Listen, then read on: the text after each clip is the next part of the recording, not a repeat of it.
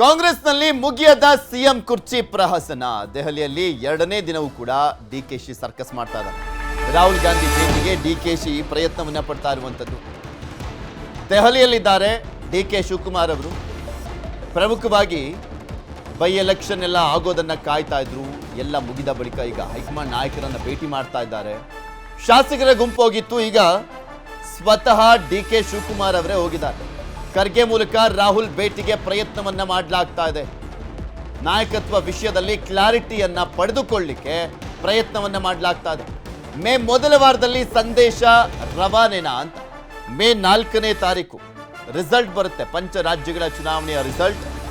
ಹಾಗೆ ರಾಜ್ಯದ 2 by election result ಬರುತ್ತೆ ಮೇ 4ನೇ ತಾರೀಕು. ಅದಾದ ಬಳಿಕ ಮೇ ಬಿ ಹಂಗಾಮ ಸೃಷ್ಟಿ ಆಗಲಿದೆ ಕಾಂಗ್ರೆಸ್ನಲ್ಲಿ. ನಾವು ಎಲೆಕ್ಷನ್ಗಿನ್ನ ಮುಂಚೆನೇ ನೋಡಿದ್ವಿ. ಮೇ 4ರ ನಂತರ ಅದರ ಕಿಚ್ಚು ದೊಡ್ಡದಾಗಿ ಹತ್ಕೊಳ್ಳುವಂತ ಸಾಧ್ಯತೆ ಇದೆ. ಪಂಚರಾಜ್ಯ ಫಲಿತಾಂಶ ಪ್ರಕಟ ಬಳಿಕ ನಿರ್ಧಾರ. ಸಿದ್ದರಾಮಯ್ಯ ಮುಂದುವರಿಕೆನ ಡಿಕೆಶಿಗೆ ಮಣೆ ಹಾಕಲಾಗುತ್ತಾ? ಮೇ 4ರ ಬಳಿಕ ಸ್ಪಷ್ಟ ತೀರ್ಮಾನ ಹೊರಬೀಳುವಂತ ಸಾಧ್ಯತೆ ಇದೆ. ಡಿಕೆಶಿ ದೆಹಲಿಗೆ ಹೋಗಿದ್ರಲ್ಲಿ ತಪ್ಪೇನಿದೆ? ಬೆಳಗಾವಿಯಲ್ಲಿ ಸಚಿವ ಸತೀಶ್ ಜಾರಕಿಹೊಳಿ ಪ್ರತಿಕ್ರಿಯೆಯನ್ನು ಕೊಟ್ಟಿದ್ದಾರೆ. ಅವ್ರು ಹೋಗಿದ್ರಲ್ಲಿ ತಪ್ಪೇನಿದೆ ಅಂತ. ದೆಹಲಿಗೆ ಹೋಗೋದು ಹೊಸ ವಿಚಾರ ಏನಲ್ಲ. ಪಕ್ಷದಲ್ಲಿ ದುಡಿದವರು ಅವಕಾಶ ಕೇಳ್ತಾರೆ. ಡಿಕೆಶಿ ಕೇಳಿದ್ರೆ ತಪ್ಪಿಲ್ಲ ಅಂತ ಹೇಳಿದ್ದಾರೆ ಸತೀಶ್ ಜಾರಕಿಹೊಳಿ ಅವರು. ಡಿಕೆ ಶಿವಕುಮಾರ್ ಅವರ ದೆಹಲಿ ಪ್ರವಾಸವನ್ನ ಸಮರ್ಥನೆ ಮಾಡಿಕೊಂಡಿದ್ದಾರೆ. ಎಲ್ಲ ಹೈಕಮಾಂಡ್ಗೆ ಬಿಟ್ಟ ವಿಚಾರ.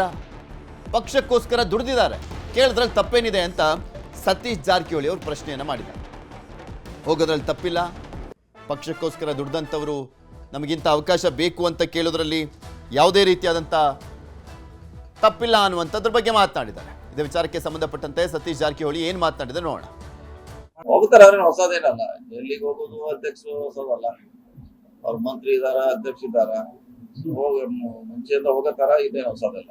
ಅದೆಲ್ಲರಿಗೂ ಸ್ವಾಭಾವಿಕ. ಎಲ್ಲರೂ ಕೇಳಿದಾರೆ, ಕೇಳ್ತಾರೆ, ಪ್ರಶ್ನೆ ಇಲ್ಲ. ಕೇಳೋದ್ರಲ್ಲಿ ತಪ್ಪಿಲ್ಲ ಅಂತ ನಾವು ಹೇಳಿದೀವಿ. ಅದು ಅಲ್ಲಿ ಬಿಟ್ಟು ಡೆಲ್ಲಿಯಾಗ ಮಾಡ್ಬೇಕು, ನಮ್ಮ ಕೈಯಲ್ಲಿಲ್ಲ. ಡೆಲ್ಲಿಯಲ್ಲಿ ಅಂತಿಮವಾಗಿ ಅವ್ರ ತೀರ್ಮಾನ ಮಾಡ್ತಾರೆ. ಇದೆಲ್ಲದ್ರ ಬಗ್ಗೆ ಇನ್ನಷ್ಟು ಮಾಹಿತಿಯನ್ನ ಕೊಡ್ತಾ ಹೋಗ್ತಾರೆ ನಮ್ಮ ಪ್ರತಿನಿಧಿ ಅಬ್ಬಾಕ ತಿಮ್ಮೇಗೌಡರು ನಮ್ಮ ಜೊತೆ ನೇರ ಸಂಪರ್ಕದಲ್ಲಿ ಜಾಯ್ನ್ ಆಗಿದ್ದಾರೆ. ತಿಮ್ಮೇಗೌಡ್ರೆ, ಡಿಕೆ ಶಿವಕುಮಾರ್ ಎರಡನೇ ದಿನನೂ ಕೂಡ ದೆಹಲಿಯಲ್ಲಿದ್ದಾರೆ. ಪ್ರಮುಖ ನಾಯಕರನ್ನ, ಸ್ಪೆಷಲಿ ರಾಹುಲ್ ಗಾಂಧಿ ಅವರನ್ನ ಭೇಟಿ ಮಾಡುವಂತ ನಿಟ್ಟಿನಲ್ಲಿ ನಾಯಕತ್ವದ ವಿಚಾರಕ್ಕೆ ಸಂಬಂಧಪಟ್ಟಂತೆ ಯಾವ ರೀತಿಯ ಕ್ಲಾರಿಟಿಯನ್ನ ಪಡ್ಕೊಳ್ಳಕ್ಕೆ ಮುಂದಾಗಿದ್ದಾರೆ, ಪ್ರೆಷರ್ ಅನ್ನ ಹಾಕ್ತಾ ಇದ್ದಾರೆ. ಇನ್ನೊಂದ್ ಕಡೆ ಅವರ ಭೇಟಿಯನ್ನ ಸತೀಶ್ ಜಾರಕಿಹೊಳಿಯ ಸಮರ್ಥನೆ ಮಾಡ್ಕೊಳ್ಳೋ ಮುಖಾಂತರ ಕೇಳಿ ಬಿಡಿ, ಬಟ್ ಹೈಕಮಾಂಡ್ ಅಲ್ವಾ ತೀರ್ಮಾನ ಮಾಡೋದು ಅಂತ ಹೇಳ್ತಾ ಇದ್ದಾರೆ ಅಂತ. ಹೌದು, ಖಂಡಿತವಾಗಿಯೂ ರಾಹುಲ್ ಗಾಂಧಿಯವರ ತೀರ್ಮಾನವೇ ಇದೀಗ ಕಾಂಗ್ರೆಸ್ನಲ್ಲಿ ಅಂತಿಮವಾಗಿರ್ತಕ್ಕಂಥ ಹಿನ್ನೆಲೆಯಲ್ಲಿ ಸಹಜವಾಗಿ ಮುಖ್ಯಮಂತ್ರಿ ಸಿದ್ದರಾಮಯ್ಯನವರು ಕೂಡ ಅದೇ ಮಾತನ್ನ ಹೇಳ್ತಾ ಇದ್ದಾರೆ. ರಾಹುಲ್ ಗಾಂಧಿಯವರು ಹೇಳಿದ್ರೆ ಒಂದು ಕ್ಷಣವೂ ಕೂಡ ನಾನು ಅಧಿಕಾರದಲ್ಲಿ ಮುಂದುವರಿಯಲಿಲ್ಲ, ರಾಜೀನಾಮೆಯನ್ನ ಕೊಡ್ತೀನಿ ಅಥವಾ ಅಧಿಕಾರ ಹಸ್ತಾಂತರನ್ನ ಮಾಡ್ತೀನಿ ಎನ್ನುವಂತ ಒಂದು ಮಾತನ್ನ ಆಪ್ತರ ಜೊತೆ ಮತ್ತೊಂದು ಕಡೆಯಾಗಿ ಡಿಸಿಎಂ ಡಿಕೆ ಶಿವಕುಮಾರ್ ಅವರ ಬಣದ ಶಾಸಕರುಗಳು ಕೂಡ ಹೇಳ್ತಾ ಇದ್ದಾರೆ ಅಂತ ಹೇಳಲಾಗ್ತಿದೆ. ಇದೀಗ ರಾಹುಲ್ ಗಾಂಧಿಯವರ ತೀರ್ಮಾನವೇ ಅಂತಿಮ ಅನ್ನುವಂತ ಒಂದು ನಿಟ್ಟಲ್ಲಿ ಸುಳಿವನ್ನ ಅರ್ತಿರ್ತಕ್ಕಂಥ ಡಿಸಿಎಂ ಡಿಕೆ ಶಿವಕುಮಾರ್ ಅವರು ಕಳೆದ ಹಲವಾರು ತಿಂಗಳಿಂದಲೂ ಕೂಡ ರಾಹುಲ್ ಗಾಂಧಿ ಅವರಿಂದ ಒಂದು ಕ್ಲಾರಿಟಿಯನ್ನ ಪಡೆಯುವಂತ ಒಂದು ನಿಟ್ಟಲ್ಲಿ ಕಸರತ್ತನ್ನ ಲಾಬಿಯನ್ನ ಮಾಡ್ತಾನೆ ಇದ್ದಾರೆ. ಇದೀಗ ರಾಜ್ಯ ಸರ್ಕಾರ ಅಧಿಕಾರಕ್ಕೆ ಬಂದು 3 ವರ್ಷ ಪೂರೈಸ್ತಾ ಇದೆ. ಮೇ 20ನೇ ತಾರೀಕು ಪಂಚರಾಜ್ಯಗಳ ಚುನಾವಣಾ ಫಲಿತಾಂಶದ ಬಳಿಕವಾದರೂ ಕೂಡ ಒಂದಷ್ಟು ರಾಜಕೀಯ ಬೆಳವಣಿಗೆಗಳಾಗ್ತವೆ ಎನ್ನುವಂತ ನಿಟ್ಟಲ್ಲಿ ಸಿಎಂ ಸಿದ್ದರಾಮಯ್ಯನವರ ಬಣದ ಸಚಿವರು ಮತ್ತೆ ಶಾಸಕರುಗಳು ಹೇಳ್ತಾ ಇದ್ದಾರೆ. ಸೊ ಹೀಗಾಗಿ ಒಂದ್ ವೇಳೆ ಏನಾದರೂ ಮೇ 4ರ ಉಪಚುನಾವಣಾ ಫಲಿತಾಂಶದ ಬಳಿಕ ಸಚಿವ ಸಂಪುಟ ಪುನರಚನೆಗೆ ಏನಾದರೂ ಹೈಕಮಾಂಡ್ ಗ್ರೀನ್ ಸಿಗ್ನಲ್ ಅನ್ನ ಕೊಟ್ರೆ, ಅನುಮತಿಯನ್ನ ಕೊಟ್ರೆ, ನಾಯಕತ್ವದ ಬದಲಾವಣೆ ವಿಚಾರ ಎಲ್ಲ ಒಂದ್ ಕಡೆಗೆ ಸೈಡ್ ಲೈನ್ ಆಗುತ್ತೆ. ಸಿಎಂ ಸಿದ್ದರಾಮಯ್ಯನವರೇ ಅಧಿಕಾರದಲ್ಲಿ ಮುಂದುವರಿತಾರೆ ಅನ್ನುವಂತ ಒಂದು ಆತಂಕ ಸಹಜವಾಗಿ ಡಿಕೆ ಶಿವಕುಮಾರ್ ಅವರಿಗೆ ಇದ್ದಂತೆ ಕಾಣಿಸ್ತಾ ಇದೆ.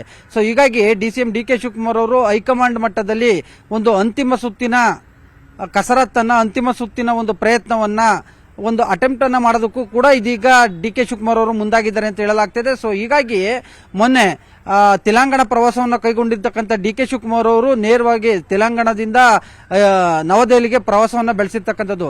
ನವದೆಹಲಿಯಲ್ಲೇ ಕಳೆದ 2 ದಿನಗಳಿಂದಲೂ ಕೂಡ ಬೀಡು ಬಿಟ್ಟಿರ್ತಕ್ಕಂಥ, ಠಿಕಾಣಿ ಹೂಡಿರ್ತಕ್ಕಂಥ ಡಿಕೆ ಶಿವಕುಮಾರ್ ಅವರು ರಾಹುಲ್ ಗಾಂಧಿಯವರ ಆಪ್ತ ವಲಯದಲ್ಲಿ ಗುರುತಿಸಿಕೊಂಡಿರ್ತಕ್ಕಂಥ ಪ್ರಮುಖ ನಾಯಕರನ್ನು ಕೂಡ ಭೇಟಿ ಮಾಡೋದಕ್ಕೆ ಮುಂದಾಗಿದ್ದಾರೆ.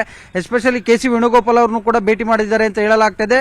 ತಡರಾತ್ರಿ ಎಐಸಿಸಿ ಅಧ್ಯಕ್ಷ ಮಲ್ಲಿಕಾರ್ಜುನ್ ಖರ್ಗೆ ಅವರನ್ನು ಕೂಡ ಭೇಟಿ ಮಾಡಿದ್ದಾರೆ ಅಂತ ಹೇಳಲಾಗ್ತದೆ.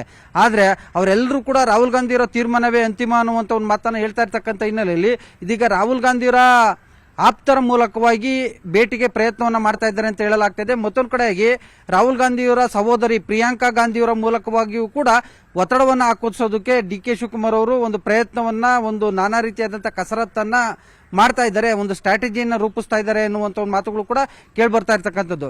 ಇನ್ನ ದೆಹಲಿಯಲ್ಲಿ ಠಿಕಾಣಿ ಹೂಡಿರ್ತಕ್ಕಂಥ ಡಿ ಕೆ ಶಿವಕುಮಾರ್ ಅವರಿಗೆ ಸಹೋದರ ಡಿ ಕೆ ಸುರೇಶ್ ಅವರು ಕೂಡ ಸಾಥ್ ಕೊಟ್ಟಿದ್ದಾರೆ ಅಂತ ಹೇಳಲಾಗ್ತಾ ಇದೆ.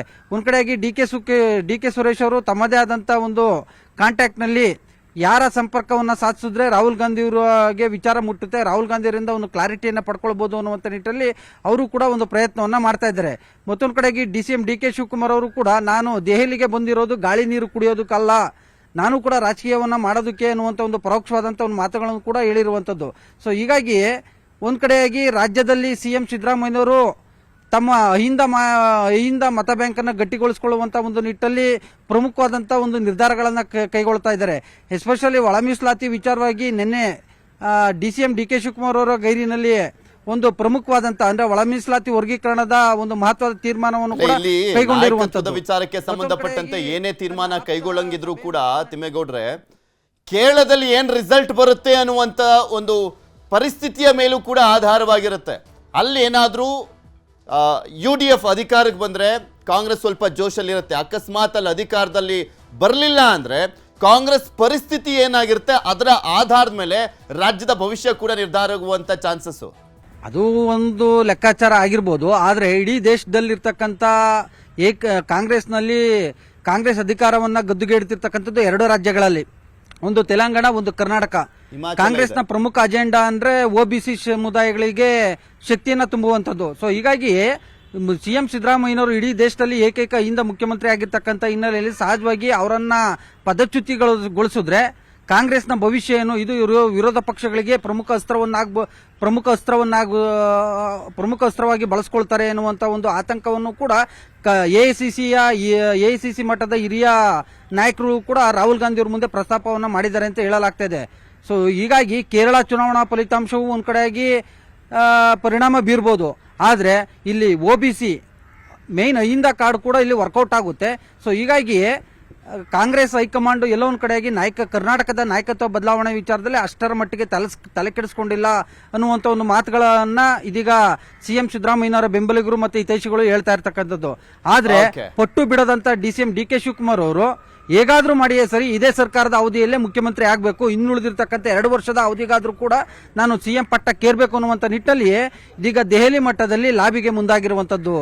ಪೃಥ್ವಿರಾಜ್, ಧನ್ಯವಾದ ತಿಮ್ಮೇಗೌಡರು ನಿಮ್ಮೆಲ್ಲ ಮಾಹಿತಿಗಾಗಿ.